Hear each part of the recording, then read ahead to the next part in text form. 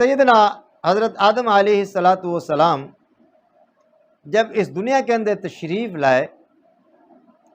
تو جتنی مخلوقات تھیں پہلے جن کو پیدا کیا ہوا تھا، وہ ساری کی ساری مخلوقات یا کچھ مخلوقات سیدنا حضرت آدم علیہ السلام کی زیارت کرنے کے لیے حاضر ہوئے۔ جو آتا تھا سیدنا آدم علیہ السلام اس کے اوپر ہاتھ پھیرتے اور اس کے لیے برکت کی دعا کرتے، تو اس کے اندر کوئی نہ کوئی کمال پیدا ہو جاتا اس جانور کے اندر۔ تو اسی طریقے سے ایک ہرن بھی آیا اور اس نے بھی کہا کہ اللہ کے رسول، میں آپ کی زیارت کرنے کے لیے آیا ہوں، مجھے آپ کی زیارت کرنے کا شوق تھا، آپ کی مجلس میں آنے کا شوق تھا۔ تو حسب معمول سیدنا حضرت آدم علیہ السلام نے اس کی کمر کے اوپر بھی ہاتھ پھیرا اور اس کے لیے بھی دعا کی۔ تو کتاب کے اندر لکھا ہے کہ ہرن کے اندر یہ کمال پیدا ہو گیا کہ اس کے اندر کستوری اور نافع بن گیا۔ یہ کستوری ہے، بہت مہنگی ہے، لاکھوں روپے کی میرے خیال تولہ ہوگی جو اصل ہے، یہ ہرن کے اندر سے پیدا ہوتی ہے۔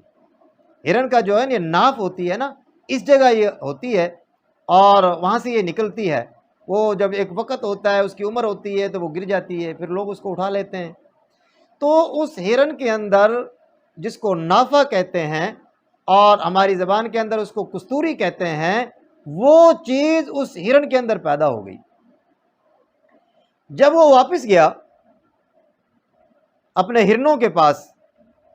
تو اس کے اندر وہ کمال پیدا ہو گیا تھا، اللہ کے نبی کی دعا کی وجہ سے، اللہ کے نبی کی برکت کی وجہ سے، زیارت کی وجہ سے۔ اب دوسرے جو ہرن تھے وہ کہنے لگے کہ بھئی آپ کے اندر یہ کمال کہاں سے آ گیا؟ آپ بھی تو ہمارے جیسے ہی ہیں نا، آپ بھی ہرن ہیں، ہم بھی ہرن ہیں، ہمارے اندر یہ چیز نہیں ہے، آپ کے اندر کیسے چیز یہ آ گئی؟ تو انہوں نے کہا کہ میں نے اللہ کے ایک پیغمبر کی، اللہ کے ایک بندے کی زیارت کی ہے اور انہوں نے میرے کمر کے اوپر ہاتھ پھیرا اور میرے لیے دعا کی، تو اس کی وجہ سے یہ کمال آ گیا ہے۔ تو انہوں نے کہا چلو ہم بھی ہاتھ پھروا کے آتے ہیں، ہمارے اندر بھی یہ چیز پیدا ہو جائے گی۔ تو وہ دوسرے ہرن بھی سیدنا آدم علیہ السلام کی زیارت کے لیے آئے، لیکن ان کا مقصد زیارت نہیں تھا۔ پہلا جو ہرن تھا وہ کستوری بنوانے کے لیے نہیں آیا تھا، وہ زیارت کرنے کے لیے آیا تھا۔ ان کا مقصد وہ اخلاص کے ساتھ آیا تھا اور صرف زیارت مقصود تھی۔ اب جب دوسرے ہرن آئے، ان کا مقصود زیارت نہیں تھا، ان کے اندر وہ اخلاص نہیں تھا، بلکہ ان کی نیت یہ تھی کہ ہمارے اوپر بھی وہ ہاتھ پھیریں گے اور ہم بھی قیمتی بن جائیں گے، ہمارے اندر بھی نافع پیدا ہو جائے گا، ہمارے اندر بھی وہ کستوری پیدا ہو جائے گی۔ تو محترم دوستو، جب وہ آئے انہوں نے بھی ہاتھ پھروایا اور دعا کی درخواست کی، تو حضرت آدم علیہ السلام نے ان کے اوپر بھی ہاتھ پھیر دیا اور دعا بھی کی، لیکن ان کے اندر وہ کستوری اور وہ جو نافع ہے وہ نہیں پیدا ہوا۔ تو کیوں نہیں ہوا؟ اس لیے کہ پہلا جو ہرن آیا تھا وہ اخلاص کے ساتھ آیا تھا، اس لیے وہ قیمتی بن گیا، اور دوسرے جو ہرن آئے تھے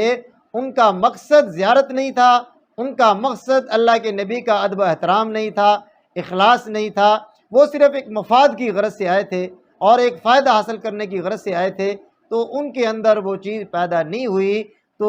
میرے محترم دوستو، پوری اس گفتگو کا خلاصہ اور مقصد یہ ہے کہ اگر ہم اپنی نیتوں کو ٹھیک کریں اور